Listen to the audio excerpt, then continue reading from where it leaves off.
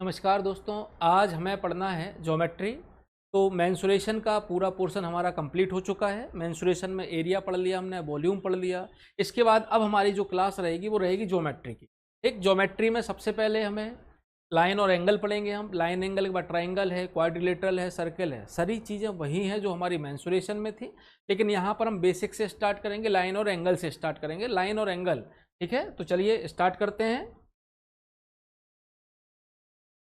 Line और angle के बारे में आपको डिस्कस करना है अभी कि हमें लाइन और एंगल क्या कहलाती है। तो सबसे पहले बात करेंगे लाइन और एंगल में, एक एक चीज़ों की बात करेंगे। सबसे पहले बात है हमारा पॉइंट। ये पॉइंट क्या कहलाता है, बिंदु क्या कहलाता है। तो कहीं भी एक बात करें कि जो पॉइंट होता है, एक वर्टेक्स को हम पॉइंट बोल सकते हैं। दो लाइन जहाँ एक दूसरे को इंटरसेक्ट कर दें वो भी हम पॉइंट बोल सकते हैं। या फिर केवल बिंदु एक निश्चित स्थान को दर्शाता है, या लंबाई चौड़ाई मोटाई नहीं होती, ये पॉइंट हो गया। ये पॉइंट आपको दिख रहा होगा कि ना इसमें लेंथ है, ना विड्थ है, ना हाइट है। एक स्पेसिफिक पोजीशन को दर्शाएगा ये, एक पार्टिकुलर पोजीशन है। और इसके अलावा ये पॉइंट बनते कैसे हैं, वर्टेक्स भी हम इसको बोल सकते हैं कि जैसे दो लाइन एक दूसरे को काट दें तो जहाँ ये काटेंगे ये हमारा इंटरसेक्टिंग पॉइंट कहलाएगा, कटान बिंदु कहलाएगा। बिंदु जिसकी ना तो लंबाई होती है, ना चौड़ाई होती है, ना मोटाई होती है। ठीक है बेटा, चलिए आगे बात करते हैं हम इसमें। लाइन, तीन चीज़ें हमारी, एक तो लाइन हो गया, एक लाइन सेगमेंट हो गया, एक हमारी रे हो गई। लाइन, लाइन सेगमेंट और रे की बात करें तो लाइन, लाइन हमारी कहलाएगी जिससे हम दोनों तरफ इन्फिनाइट बढ़ा सकते हैं, अनंत तक बढ़ा सकते हैं। लाइन को हम दोनों तरफ बढ़ा सकते हैं, कितना भी बढ़ा सकते हैं। इसे कॉपी में ड्रॉ नहीं कर सकते हैं। अब आप बोलोगे कि इसको हमने तो कॉपी में ड्रॉ कर दिया, तो बेटा ये देखो एरो जो दिख रहा है ये हमारा इंडिकेट कर रहा है कि यहाँ को आप जितना चाहो उतना आगे बढ़ा सकते हो।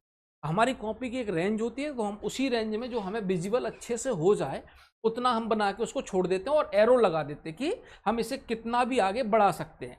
तो जब हम इसे कितना भी आगे बढ़ा सकते हैं तो इसकी एक फिक्स लेंथ होगी नहीं। इसकी फिक्स लेंथ नहीं होगी तो हम इसको मेजर भी नहीं कर पाएंगे बेटा कभी भी। तो लाइन के ना स्टार्टिंग पॉइंट होगा ना एंड पॉइंट होगा। इसे हम कॉपी पर ड्रॉ नहीं कर सकते, इसको हम मेजर नहीं कर सकते।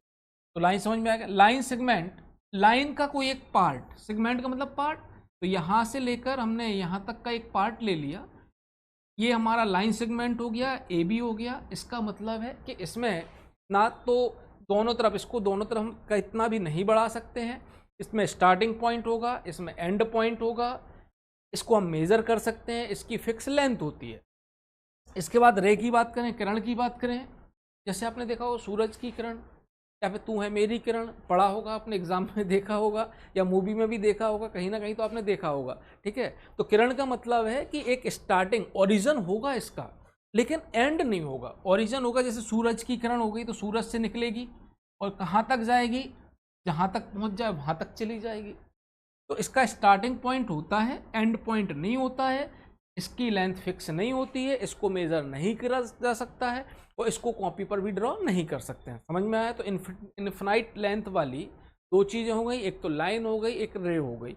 लाइन मतलब रेखा, और किरण ये दोनों हैं जिनकी लंबाई को मेज़र नहीं कर सकते हैं, इन्हें कॉपी पर ड्रॉ नहीं कर सकते हैं। समझ में आया। लेकिन रे का एक ओरिजिन होता है, स्टार्टिंग पॉइंट होता है और इसका एंड पॉइंट नहीं होता है। चलिए आगे बढ़ते हैं। अब लाइंस की बात करें, ये तो हो गई, हमने बात कर ली पीछे। लाइन, लाइन सेगमेंट हो गए। अब एक से ज़्यादा अगर लाइन है तो उनकी बात करें, तो एक से ज़्यादा जब लाइन होती है तो पैरेलल लाइन कहलाती है। आज हम केवल बेसिक टर्मोलॉजी सीखेंगे कि इसमें ज्योमेट्री स्टार्ट करने के पहले जो हमारी बेसिक टर्मोलॉजी है, अगर हमसे वो नहीं बन रही है बेटा तो हम कुछ भी नहीं जान सकते हैं ना। तो सबसे पहले हमें बेसिक टर्मोलॉजी स्टार्ट करना है।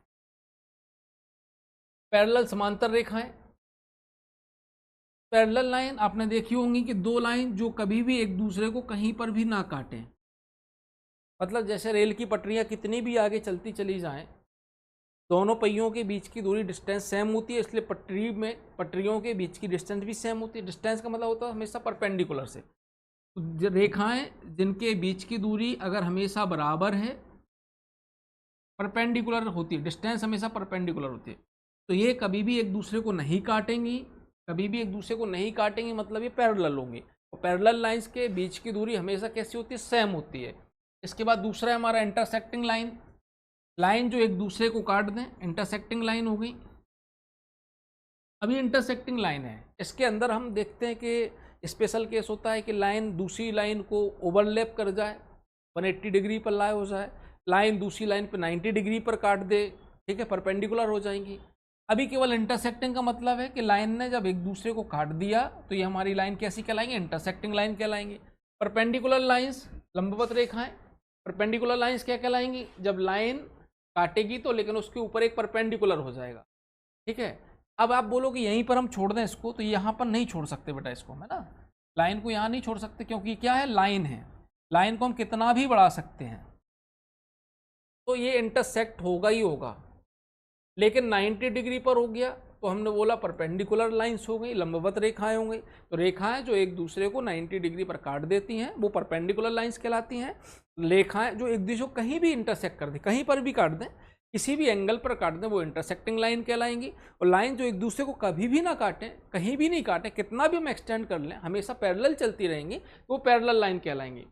ट्रांसवर्सल, त्रियक रेखा, तो ये भी उसी की कैटेगरी है, ट्रांसवर्सल इंटरसेक्टिंग लाइन की। ट्रांसवर्सल का मतलब तिरछी रेखा, तो ये दो लाइन ये हो गई, एक लाइन हो गई ट्रांसवर्सल, ये तिरछी रेखा हो गई। तो ट्रांसवर्सल का मतलब वह रेखा जो दो या दो से अधिक रेखाओं को अलग अलग बिंदुओं पर काटती है, ट्रांसवर्सल कहलाती है।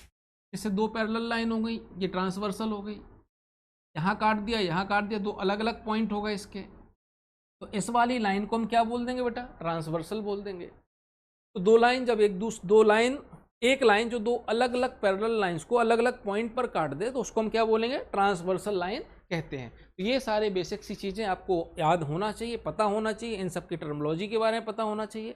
अगर ये आपको पता नहीं है तो क्वेश्चन कहीं ना कहीं आप लैग कर रहे हो, और क्वेश्चन में वो प्योरिटी और श्योरिटी नहीं आएगी जो आप में आना चाहिए। चलिए आगे बात करते हैं एंगल।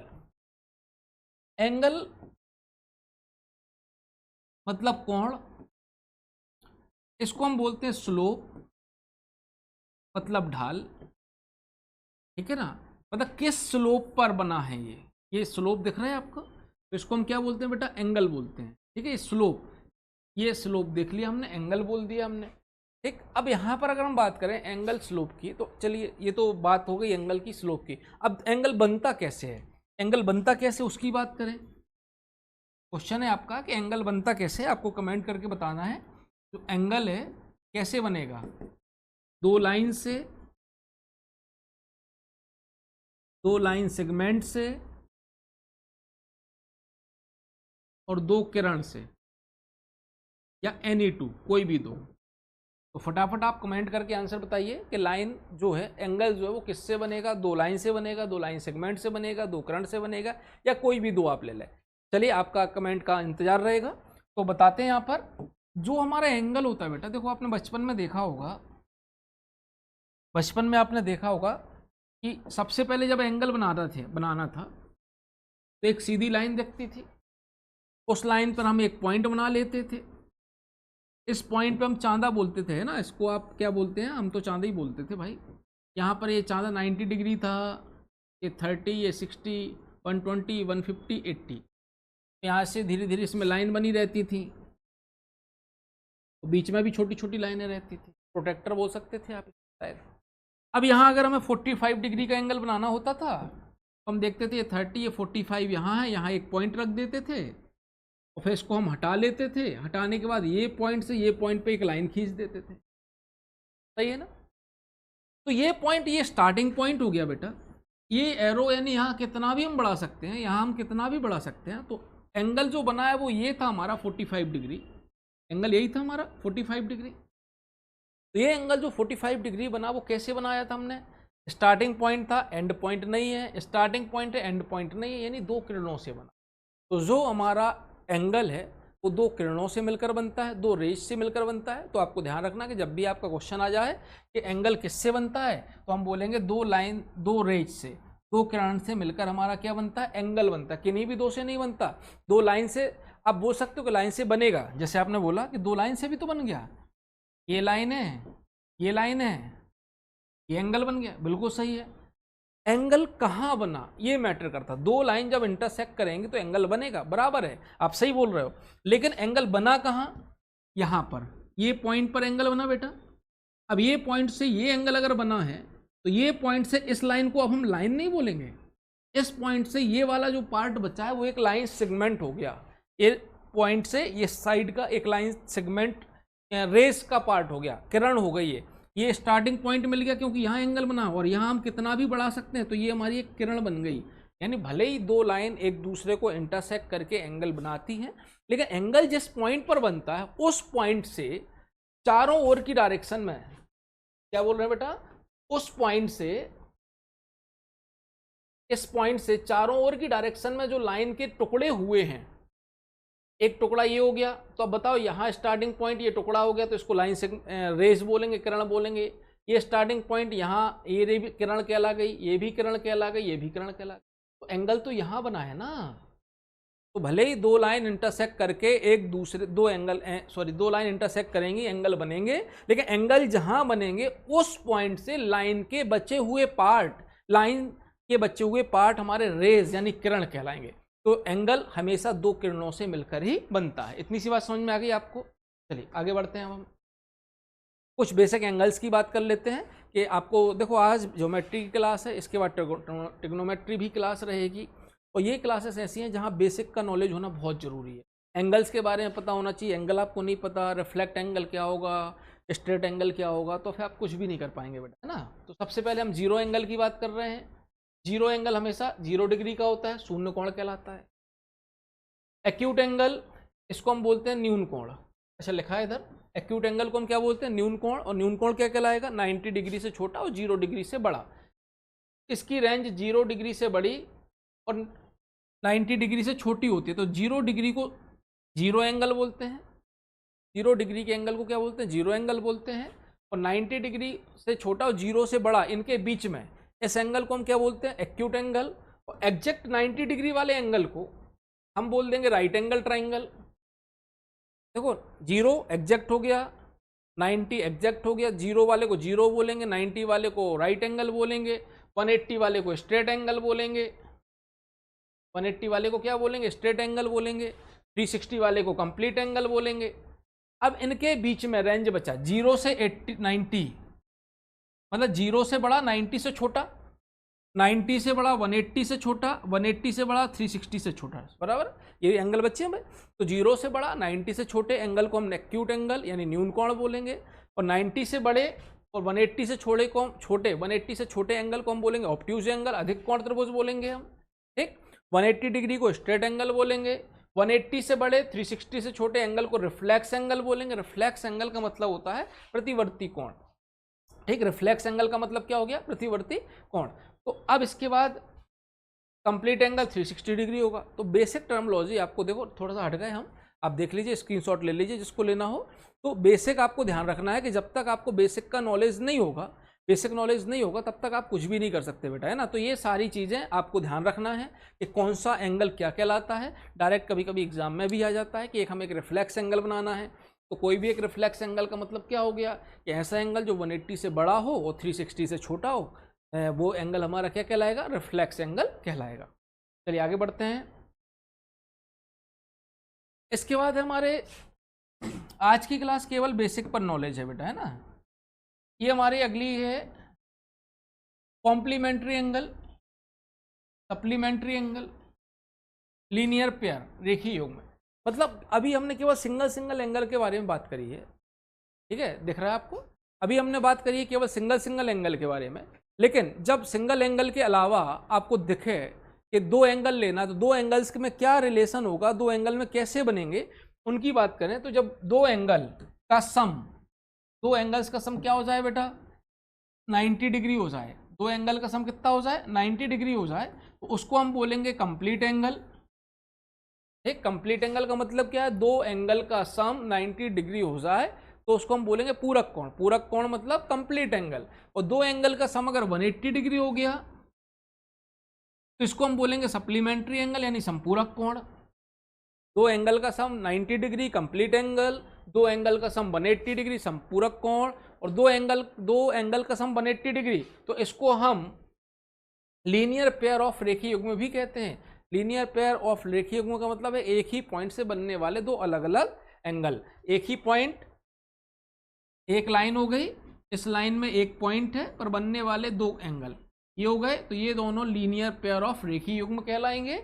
मतलब है कि एक ही पॉइंट से दो जब एंगल एक स्ट्रेट लाइन पर बनते हैं तो उन दोनों एंगल्स का सम भी 180 डिग्री होता है। समझ में आया? तो कंप्लीट एंगल का मतलब क्या हो गया, जब दो एंगल का सम 90 डिग्री हो जाए कंप्लीट एंगल कहलाएगा, दो एंगल का सम 180 डिग्री हो जाए सप्लीमेंट्री एंगल कहलाएगा, दो एंगल का सम 180 डिग्री हो जाए तो इसको हम वो linear pair of linear pair भी बोलते हैं। हम इसको क्या बोलते हैं? लीनियर पेयर भी हम बोल सकते हैं। देख लो इसको बेटा,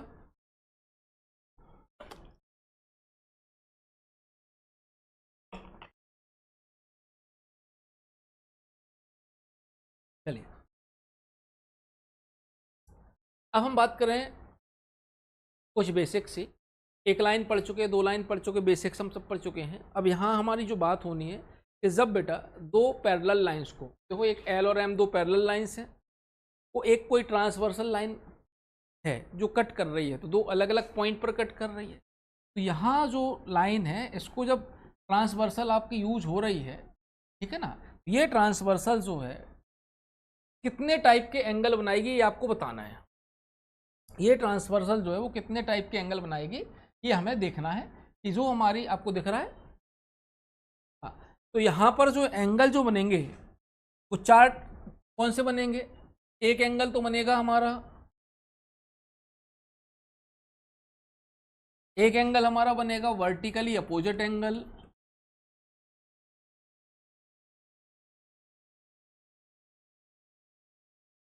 वर्टिकली अपोजिट एंगल का मतलब होता है शीर्षाभिमुख कोण। वर्टिकली अपोजिट एंगल का मतलब क्या होता है बेटा? शीर्षाभिमुख कोण। और शीर्षाभिमुख कोण का मतलब क्या हो गया? जब भी आपको कहीं भी एक्स का साइन या प्लस का साइन बना मिल जाए, ठीक है, जब भी कहीं भी आपको एक्स का साइन या प्लस का साइन बना मिल जाए तो यहाँ पर जो एंगल हैं, जो आमने सामने के एंगल हैं, वो आपस में हमेशा बराबर होंगे। ठीक, आमने सामने एंगल कौन से बराबर होंगे? मतलब ये वाला एंगल अगर 1 है तो ये एंगल हमारा 2, ये 1 बराबर 2 हो जाएगा, यहाँ पर हो जाएगा। ये हमारा 3 है और ये 4 है तो 3 बराबर 4 ये भी हो जाएगा। सिमिलर यहाँ ये दोनों एंगल और ये दोनों एंगल आपस में कैसे होंगे?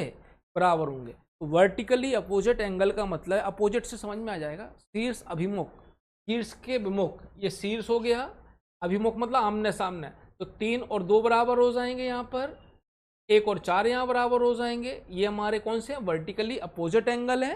और दूसरी बात अगर हम यहाँ करें तो 5 और 8 हमारा बराबर हो जाएगा, 7 और 6 हमारा क्या हो जाएगा? बराबर हो जाएगा। ये भी हमारे कैसे हैं? अपोजिट एंगल है, वर्टिकली अपोजिट एंगल है।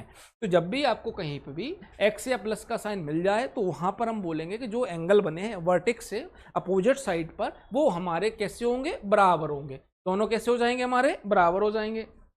आगे की बात करें, अब ये एक तो हमारा बन गया था वर्टिकली अपोजिट एंगल,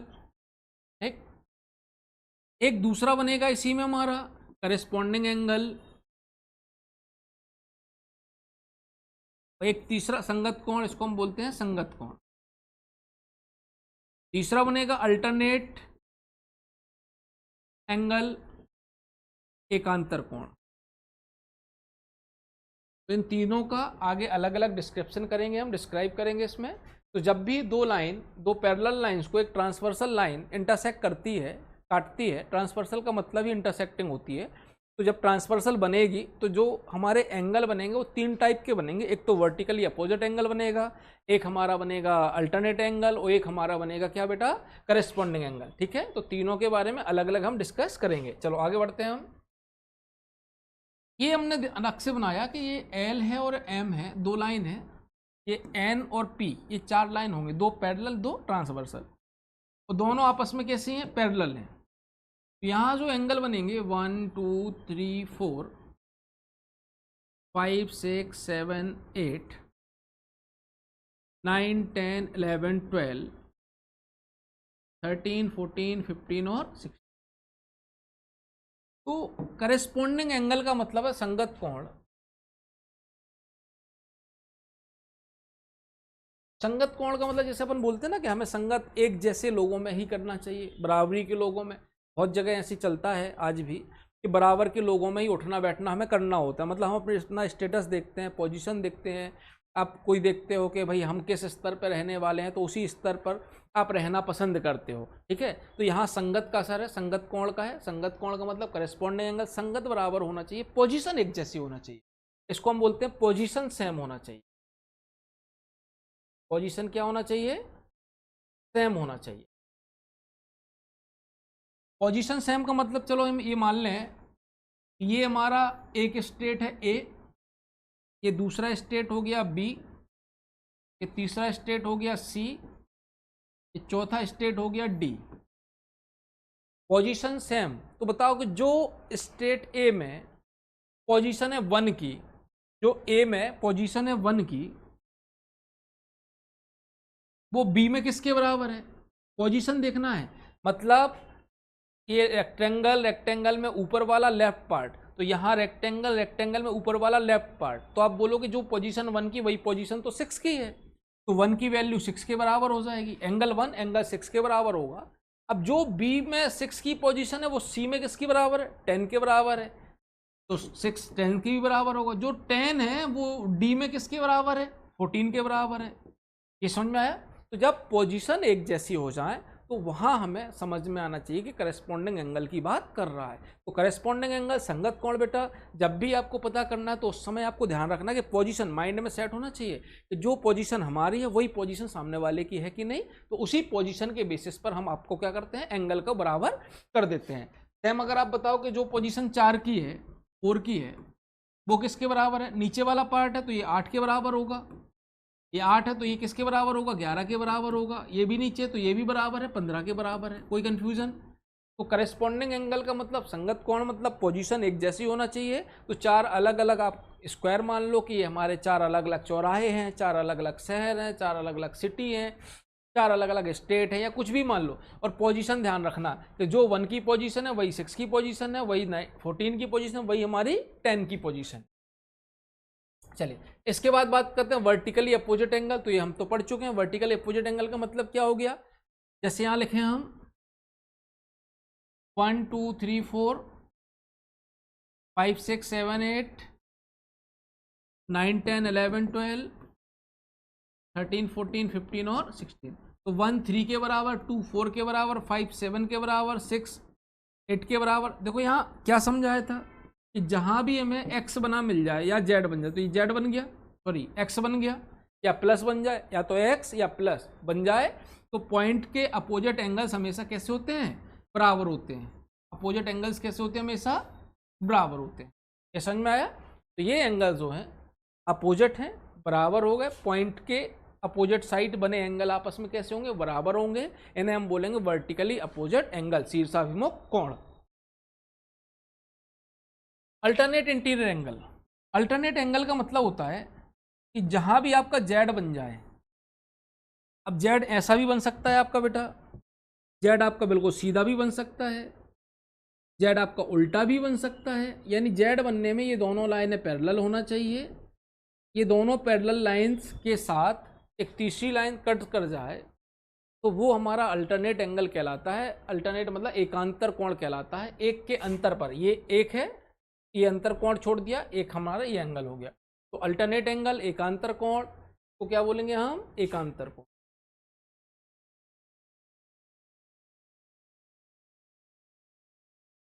तो जहां जहां जेड बनेगा वो सभी एंगल हमारे एकांतर। नाम लिख लें 1 2 3 4 5 6 7 8 9 10 11 12 13 14 15 और 16। अब ये बताओ बेटा कि जेड आप बताओ कि जेड कहाँ बनेगा? ये जेड बन गया, जेड बन गया, तो 3 और 5 बराबर है।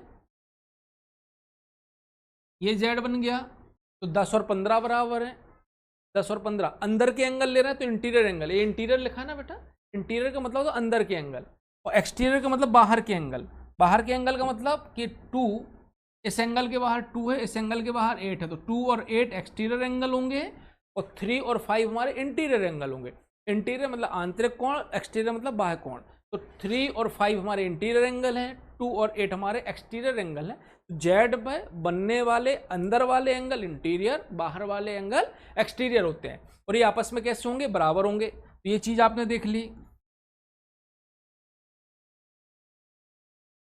इसके अलावा देखो बेटा, ये उल्टा जेड भी बन रहा है, तो 4 अंदर का है, इधर 6 है, तो 4 और 6 बराबर होंगे, 4 के बाहर 1, 6 के बाहर 7, ये भी आपके बराबर होंगे।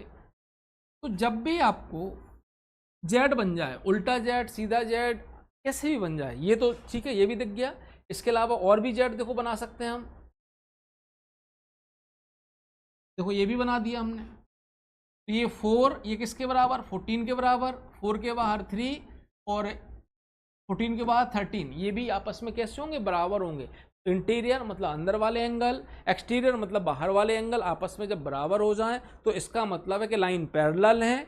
जब बराबर हो जाए, जैसे कभी कभी एग्जाम में भी आपका दे सकता है कि एंगल 4 एंगल 6 के, एंगल 4 एंगल 14 के बराबर है, तो हम मान लेंगे कि जो लाइन है, ये दोनों लाइन आपस में कैसे होंगी, पैरेलल होंगी। तो ज्योमेट्री में यही अंडरस्टैंडिंग आपको रखना है कि जब लाइन पैरेलल हैं तो एंगल बराबर होंगे, और जब एंगल बराबर हो रहे हैं बेटा तो फिर हम मान लेंगे कि लाइन भी पैरेलल हो गई हैं। तो समझ में आया? तो ये बहुत सी बेसिक सी टर्मिनोलॉजी हैं जो आपको बनना ही चाहिए।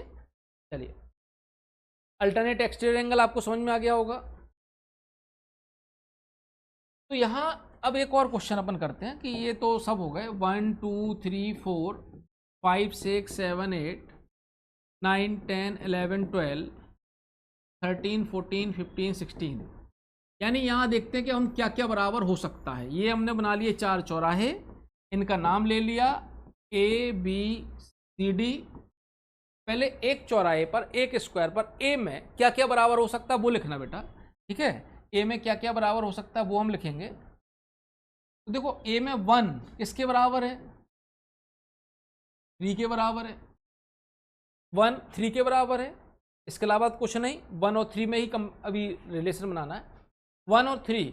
अब जिस 3 है तो क्या ये 7 के बराबर है, बोलो हाँ या ना। ये 3 वाला पर्सन 7 के बराबर है, कैसे बराबर है, करस्पॉन्डिंग एंगल हो गए कि नहीं हो गए। यहाँ पर ए में जो 3 की पोजीशन है, बी में वो 7 की पोजीशन है, करस्पॉन्डिंग एंगल हो गए। तो ये बराबर किसके हो जाएगा, हमारे 7 के। अब 7 के अंदर, बी के अंदर 7 किसके बराबर, 5 के बराबर। क्यों बराबर, क्योंकि वर्टिकली अपोजिट एंगल है, एक्स बन गया हमारा, तो ये 5 के बराबर हो गया।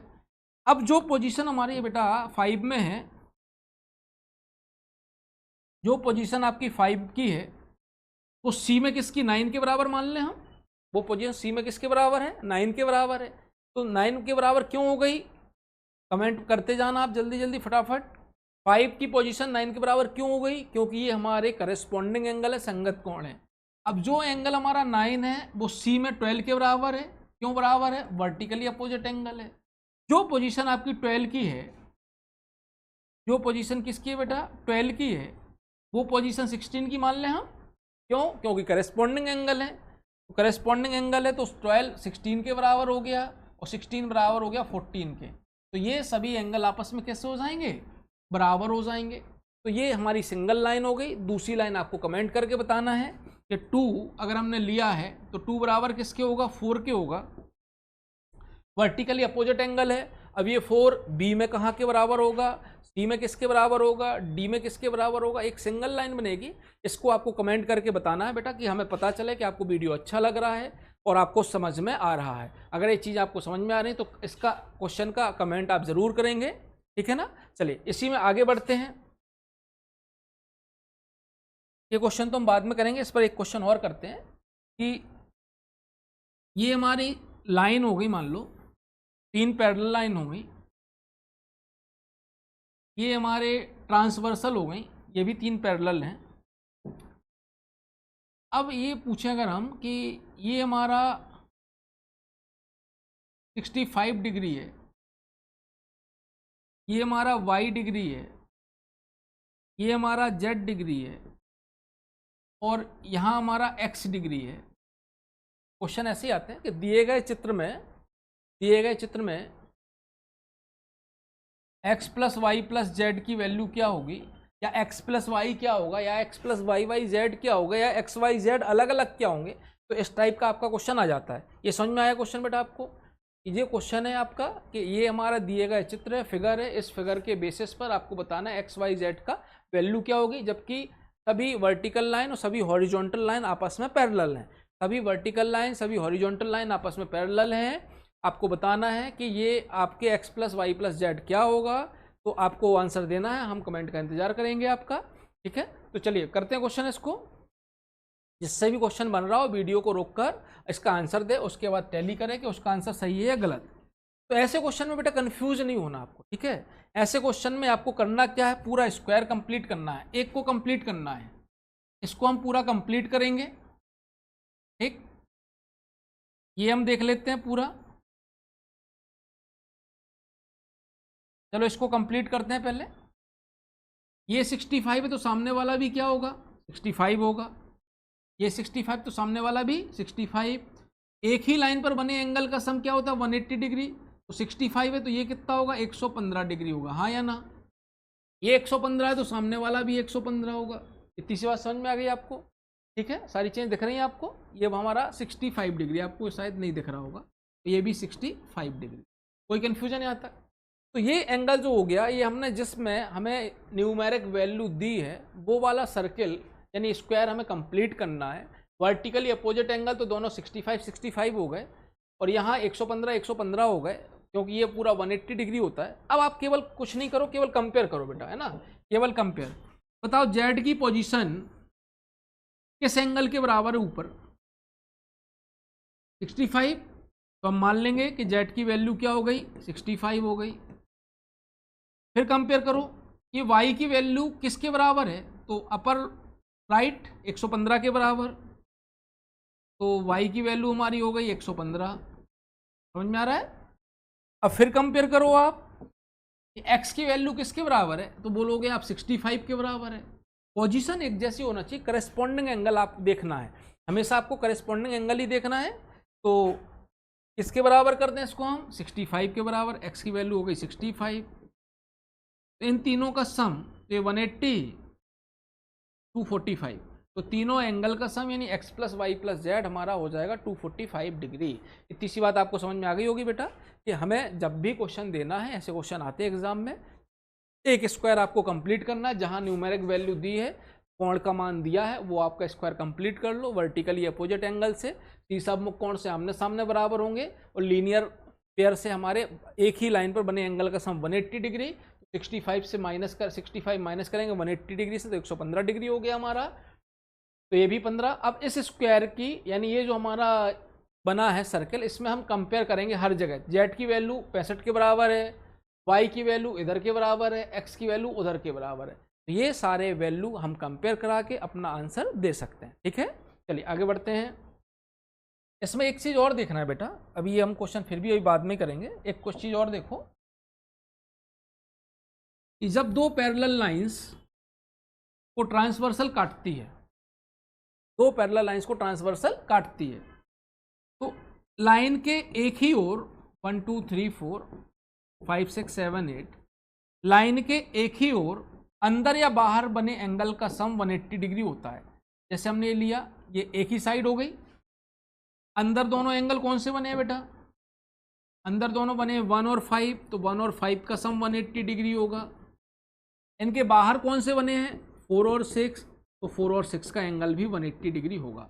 तो किसी भी दो पैरेलल लाइंस को जब एक ट्रांसवर्सल काटती है, तो एक ही साइड के या तो इधर वाले या इधर वाले भी अगर ले लें तो 2 + 8 180 डिग्री होगा, या बाहर वाले ले लेंगे तो 3 + 7 180 डिग्री होगा। ठीक है ना। तो जब दो पैरेलल लाइंस को ट्रांसवर्सल काटती है, तो ट्रांसवर्सल के एक ही ओर, अंदर की ओर या बाहर की ओर बने दोनों एंगल्स का सम 180 डिग्री होता है। तो ये हमारी बेसिक प्रॉपर्टीज हैं जो लाइन और एंगल में आपकी लगेंगी बेटा, तो ये आपको ध्यान रखना है, और हम इसका सॉल्यूशन आगे क्वेश्चन भी हम इसके करेंगे। ठीक है, चलिए आगे बढ़ते हैं। अब क्वेश्चन देख लेते हैं। कॉम्प्लीमेंट एंगल ऑफ 37 डिग्री, तो कॉम्प्लीमेंट यानी पूरा कोण बताया था। तो जब दो एंगल का सम, एक एंगल पता नहीं, दूसरा एंगल दिया 37 और एक कॉम्प्लीमेंट है, मतलब दोनों का मान 90 डिग्री है, तो 37 डिग्री का कॉम्प्लीमेंट्री एंगल मतलब पूरा कोण माइनस करो, यहाँ 53 डिग्री होगा, वही हमारा क्या हो जाएगा, आंसर हो जाएगा। कोई कंफ्यूजन, तो कॉम्प्लीमेंट एंगल का मतलब होता है 90 डिग्री से माइनस करना। तो डायरेक्ट आप कॉम्प्लीमेंट एंगल अगर निकालना है तो आप लिख सकते हो 90 - थीटा, यानी ये भी हम डायरेक्ट ध्यान रख सकते हैं। तो 90 और थीटा आपको जो क्वेश्चन में दिया उसको निकाल लेंगे। सप्लीमेंट का मतलब होता है 180 माइनस थीटा। तो 180 डिग्री दिया है, एक एंगल दिया 116, तो दूसरा एंगल हो जाएगा हमारा 60 डिग्री, यानी 116 का सप्लीमेंट्री मतलब संपूरक कोण हमारा हो जाएगा 64 डिग्री। ठीक। Two angles from a linear pair भी 180 डिग्री होता है, तो 180 में से 72 गया तो दूसरा एंगल हमारा क्या हो जाएगा 108 डिग्री। तो ये सारे बेसिक से क्वेश्चंस हैं जो पहले आपको कंसेप्ट क्लियर करना है। जब कंसेप्ट क्लियर होंगे तो आप क्वेश्चन देखते से ही सही करोगे। तो सिग्मा क्वांट के यूट्यूब चैनल पर आपका स्वागत था। अभी आपने आए हैं, पूरा वीडियो लेक्चर देखा है। अगर आपको क्वेश्चन समझ में आए हो, वीडियो अच्छा लगा हो, तो ये ठीक है, तो ये आप शेयर करिए वीडियो दूसरे लोगों में, अपने फ्रेंड्स में, और सिग्मा क्वांट के यूट्यूब चैनल को आप क्या करें, सब्सक्राइब कर लें। और ये एमपी कांस्टेबल ये 2025 के प्रीवियस ईयर के जो पेपर हैं ये अभी स्टार्ट होंगे नेक्स्ट मंडे से, इसकी लाइव क्लास रहेगी। तो 2025 में आए जितने भी कांस्टेबल के पेपर हैं सेट बाय सेट, उनका लाइव क्लास चालू रहेगी। तो इस क्लास को से जुड़ें और अपने फ्रेंड्स से भी शेयर करें। धन्यवाद।